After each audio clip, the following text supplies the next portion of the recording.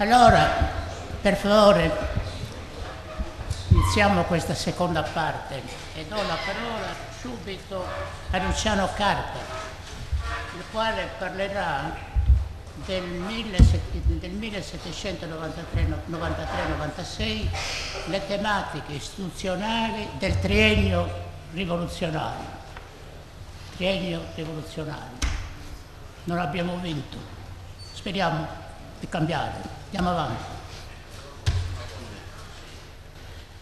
Gli amici della Fondazione Sardinia hanno ritenuto utile ospitare un mio intervento in questa sede in considerazione del fatto che negli ultimi anni mi sono occupato a lungo della ricostruzione storica dell'ultimo decennio del Settecento sardo, un momento particolarmente significativo della nostra storia. In particolare mi sono occupato del cosiddetto triennio rivoluzionario sardo del 93-96, quello in cui, come dice il professor Liu, siamo stati perdenti, ma rovesciando un pochettino questa sua valutazione, che risponde peraltro alla realtà storica, cercherò anche di dirvi che in fondo anche gli eroi perdenti hanno delle cose da dire, che se non si vince oggi si può vincere domani. Esatto. Devo precisare che di questo periodo della nostra storia, per non equivocare sul senso di questa mia breve comunicazione, mi sono occupato da un punto di vista storico, politico e sociale, non da un punto di vista di carattere tecnico-giuridico. La mia ricerca è confluita nel volume 24esimo della collana Acta Curiarum Regni Sardinie, che raccoglie, ecco l'aspetto istituzionale, gli atti degli stamenti nella sarda rivoluzione 1793-1799, opera che ancora per un giorno non viene ufficialmente consegnata alla valutazione degli studiosi, lo sarà domani sera nell'aula del Consiglio regionale della Sardegna.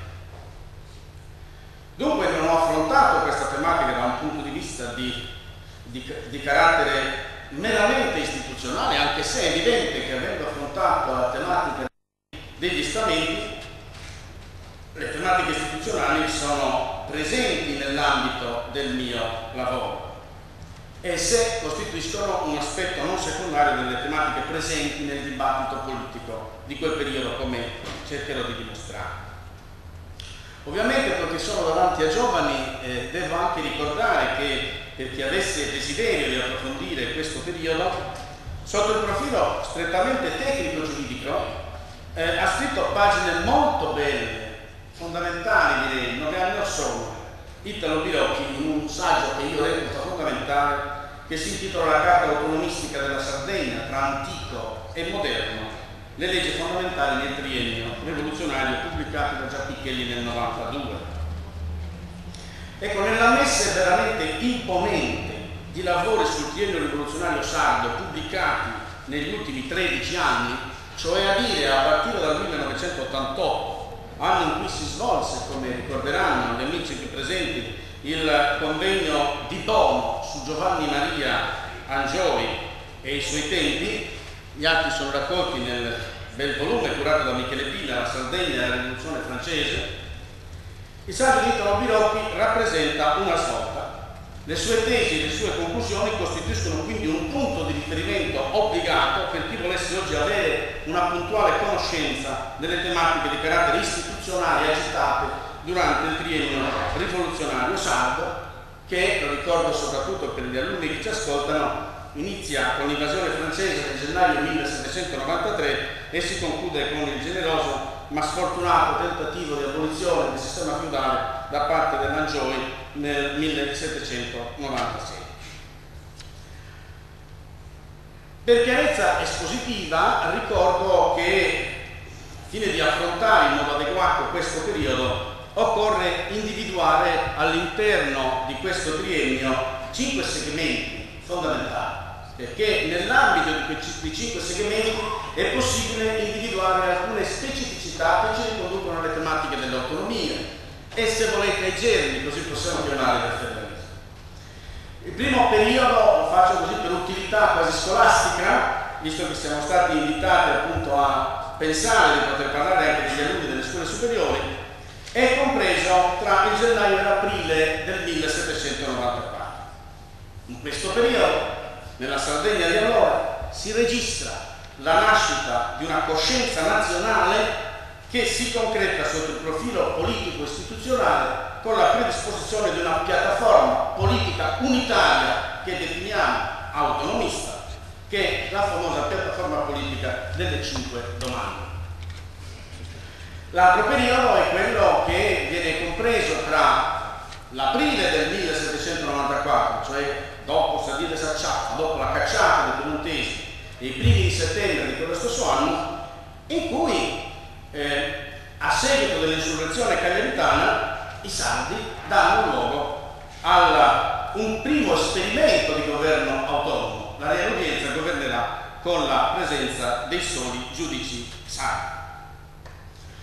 Il terzo segmento è quello che va dal settembre del 94 all'autunno del 1795 ed è caratterizzata dalla contesa aspra e a tratti, come sappiamo, cruenta, dentro l'assassinio politico di due altri personaggi del periodo, che sono il Pizzolo e il Marchese della Pronasia. Dicevo, è caratterizzato questo periodo dalle fratture interne di quello che definisco il partito patriottico tra un'ala reazionaria, un'ala moderata e un'ala che chiamerei riformista. Taluni preferiscono definirla giacobina, sebbene questo sia un termine che dal punto di vista storico io non propenderei ad utilizzare. L'altro segmento, il quarto, è compreso tra l'autunno del 95 e il giugno del 96 ed è un periodo particolarmente importante dal punto di vista dei cerni, dicevo, della contemporaneità o del feudalismo, perché è la fase nella quale si chiede da parte delle popolazioni del Rododoro l'abolizione dei feudi attraverso un istituto particolare di cui diremo in seguito, attraverso gli atti di unione, che sono anch'essi in nuce un atto di federazione appunto tra piccole comunità. Infine, il quinto segmento, quello che definiamo l'epilogo della rivoluzione sarda, che possiamo datare dal 96 al 99 e che coincide con la feroce reazione contro gli angioiani e l'involuzione reazionaria dell'istituto parlamentare, che da promotore inizialmente in quel triennio di un vasto moto di risveglio nazionale si trasformerà gradatamente in un docile strumento dell'assolutismo sabaudo nei prelustri della residenza dei Savoia a Cagliari. Detto questo, devo anticipare alle poche cose ovviamente che dirò molto sinteticamente, che ormai il comune sentire e le accurate e recenti indagini storiografiche hanno dimostrato che il triennio rivoluzionario ha costituito per la Sardegna un periodo particolarmente importante della sua storia.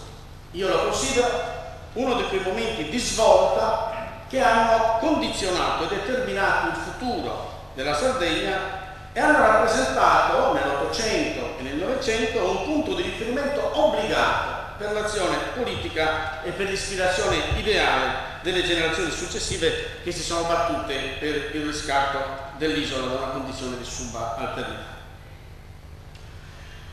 Secondo la storiografia più recente, quegli anni drammatici rappresentano quindi l'alba della contemporaneità, cioè a dire, riassumendo, in quel periodo i sardi hanno maturato in primo luogo una nuova e forte coscienza nazionale. Il termine nazione appare costantemente nei documenti del periodo. In secondo luogo, hanno affermato la volontà di edificare un più moderno assetto statale, fondato sull'autogoverno, di cui quel periodo del 1799, di cui dicevo, deve essere guardato come punto di riferimento, come emblema per così dire. Inoltre hanno lottato per cancellare dalla società il sistema feudale, l'anacronistico sistema feudale che ancora era presente in Sardegna. Non è solo questo, vi è anche dell'altro, ve l'apertura all'Europa, perché sull'onda dei grandi avvenimenti che sconvolgevano l'Europa, molti sardi in questo periodo, soprattutto gli angioiani, quelli che alcuni storici preferiscono chiamare appunto i giacobini o democratici, molti non tutti evidentemente, di questi patrioti sardi di questo periodo hanno vagheggiato l'instaurazione di una società nuova fondata sui valori della libertà e della uguaglianza, quindi sui valori dell'89 francese. Insomma, qual è la valutazione complessiva che si deve dare, secondo il mio parere, di questo importante periodo? È stato, diciamo, un periodo nel quale la Sardegna ha compiuto uno sforzo grandioso, anche se nell'immediato, appunto, poco fortunato, di camminare al passo con i nuovi valori che l'Europa era venuta elaborando in quel periodo. Come si articola concretamente in questo triennio questo periodo, andando, diciamo, agli avvenimenti specifici e cercando di interpretarli evidentemente? Ecco, il tutto parte, come ho accennato prima, dalla invasione francese. L'invasione francese, che ovviamente non c'è assolutamente il tempo di ricostruire, ma che ha avuto questo significato. Ha creato quello che io definisco un magico momento di unità patriottica, tutte le classi sociali della Sardegna, un fortissimo sentimento di identità nazionale che ha fatto sì che di fronte al pericolo la guerra è stata, per così dire, portatrice di questo sentimento di unità nazionale. Questo dico perché recentemente è stato revocato in dubbio questa corale partecipazione della popolazione sarda agli avvenimenti del 1793. Tutti abbiamo visto le polemiche, anche un po' meschine, che negli ultimi anni abbiamo letto sui giornali relativamente al significato del 28 aprile alla festa del popolo sardo. Ecco, questa documentazione che in questi anni di lavoro molto paziente, molto analitico, io, come dire, affiderò da domani in poi all'attenzione degli studiosi e degli storici che hanno anche la volontà però di andare a vedere i documenti, posso dire che la difesa del litorale di Cagliari nel 1793 è un fatto del tutto corale, è l'espressione di una ritrovata identità nazionale. Perché lo dico questo? Mi è capitato di ritrovare delle carte che ormai sono andate in pezzi nell'archivio del comune di Cagliari, il fondo San Giusto, nel quale ho potuto vedere chi erano coloro che sono venuti a difendere il litorale di Cagliari contro i francesi nel 1793. Molto fugacemente, ecco i paesi da cui provengono, così, ma molto togliendo quelli dell'Interland cagliaritano: Busacchi, Neonei, Bitti, Desio, Ovod, Tresurans, Seù, Dorgani, Fussio, Bolo, Patano, Tortolì, Nurri, Escalaplano, Lozzorai, Talana, Trieri, 130 da San Gavino, Lacuni, Mamuiara, 36 da Orsai, eccetera, eccetera. Chi avesse, diciamo, la voglia di andare a scorrere analiticamente questi dati, perché lo storico evidentemente non fa poesie, scrive sulla base di ciò che anche gli archivi gli dicono, c'è appunto l'immagine visiva di questa coralità del momento di difesa del suolo nazionale contro l'invasione francese. È risaputo qual era la condizione della Sardegna in questo periodo. Pur essendo nell'ambito del Regno di Sardegna, un regno che direi, tra virgolette, riferito da allora, autonomo, il governo piemontese aveva portato avanti una politica di carattere prettamente assolutista. È proprio sulla spinta di questa ritrovata unità patriottica che l'organo che aveva la rappresentatività dei sardi, anche se si trattava di un Parlamento di tipo cetuale, come del resto avevamo in Francia prima della Grande Rivoluzione, nella primavera del 1794 inizia non solo una fase di contrapposizione fortissima contro quello che è il delegato immediato del sovrano, che è Vittorio Amedeo III, che è il viceré, ma inizia una stagione di dibattito politico, anche questo è uno degli elementi nuovi che si ritroverà in questa documentazione che verrà divulgata tra poco, di riforma dello Stato sardo, in cui, superando l'assolutismo sabaudo, si ricordano alcuni elementi costitutivi della nostra Costituzione di allora. In primo luogo il fatto che gli stamenti costituiscono organo della Costituzione dell'antico regime e che devono concorrere alla politica e alla vita del Paese. Viene ricordato in tutti i modi che la Costituzione della Sardegna non è una monarchia assoluta, è una monarchia o governo misto, come si diceva allora, cioè a dire il Regno Sardo poggiava su un edificio costituzionale in cui l'esercizio del potere apparteneva al sovrano tanto quanto apparteneva agli organi intermedi. Cioè a dire il potere discende, così dicono gli studiosi di diritto, da una sovranità policentrica. L'esercizio del potere da parte del sovrano è fondato su un patto tra gli organi rappresentativi della nazione sarda e il sovrano, secondo una logica appunto del do ut des.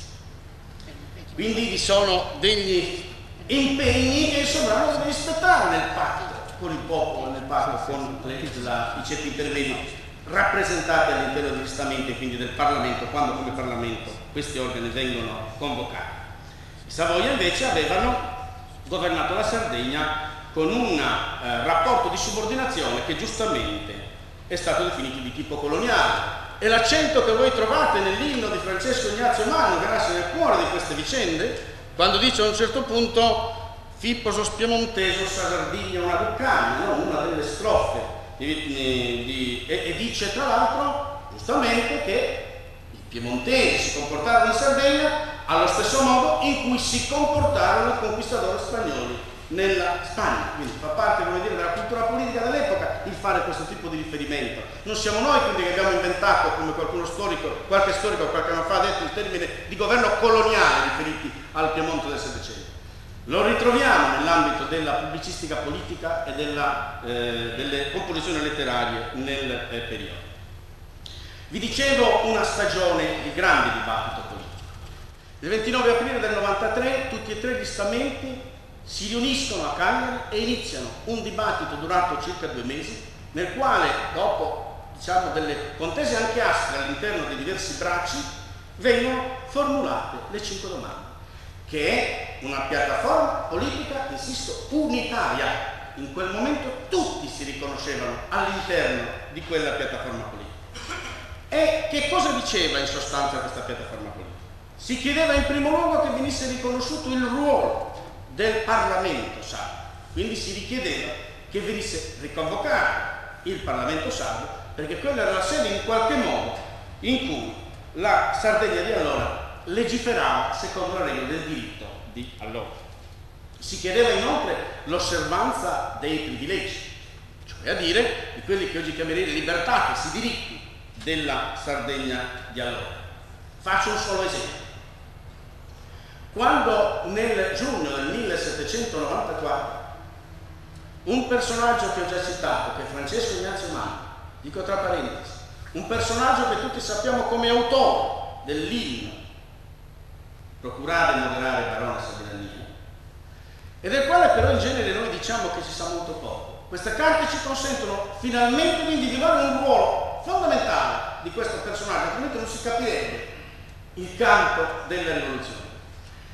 Il Manno fu parte fondamentale nella politica sarda del periodo, perché quando gli ambasciatori partiranno a Torino nel luglio-agosto del 1793 per portare le 5 domande, egli sostituirà Domenico Simo in qualità di avvocato dello stamento militare.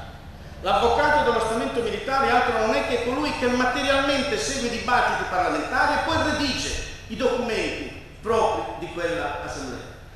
Tutti quei documenti quindi che noi leggiamo riferiti al 93-94, arriverò appunto a quella questione del privilegio, quando lui si rimetterà per una questione del mancato rispetto di un privilegio, cioè di una libertà dei sardi, tutti quei documenti sono redatti da quello che fu l'allora 35enne avvocato Manno, che redasse i documenti carichi di istanze autonomistiche del periodo 93-94. Dicevo che nel giugno del 94 avviene questo, subito dopo la cacciata dei piemontesi, il governo torinese, per venire incontro alle istanze dei sardi, ritengono di poter risolvere il problema attraverso quella che io definisco una sorta di toppa nell'ambito delle istituzioni di allora. Cioè a dire, vengono nominati 4 alti funzionari sardi nell'ambito della compagine di governo, che sono il Cocco, che è il reggente della Reale Cancelleria, il generale delle armi La Panazza, che comanda, diciamo, le milizie, il Pizzolo, che diventerà una sorta di ministro della finanza, no? Va bene, l'intendente generale, e infine Santuccio, che diventerà governatore di Stato. Nella risposta che aveva dato il sovrano alle 5 domande, questo in un certo modo una risposta che, come dire, si rifà a quella che è la terza domanda, che è la nomina di nazionali ai posti dell'amministrazione, no? In qualche modo si era risposto all'istanza dei sardi. Il sovrano si era impegnato nel Regio Biglietti del 1° aprile di rispettare le prerogative proprie, diciamo, dei sardi nella individuazione dei funzionari, attraverso il rispetto di uno istituto, che è l'istituto delle terme. Cioè a dire, la nomina dei funzionari non doveva avvenire per volontà assoluta del sovrano, ma doveva essere scelto il funzionario da destinare ad un determinato ruolo nella compagine dell'amministrazione statale, scegliendolo da una terna che doveva essere a sua volta proposta dagli stamenti. Quando c'è questa nomina da parte del sovrano, evidentemente le terme non sono state richieste. È una vulnerazione, una violazione appunto dei diritti fondamentali, quelli che chiamiamo i privilegi appunto di allora. E per questo motivo, guardate, che proprio in quel periodo Francesco Ignazio Manni, dopo aver per un anno, vi dicevo, fatto l'avvocato dello Stato militare, si dimette per protesta contro questa ennesima vulnerazione dei privilegi sacri. Sì, il tempo scade perché le cose che ho da dire sono tantissime.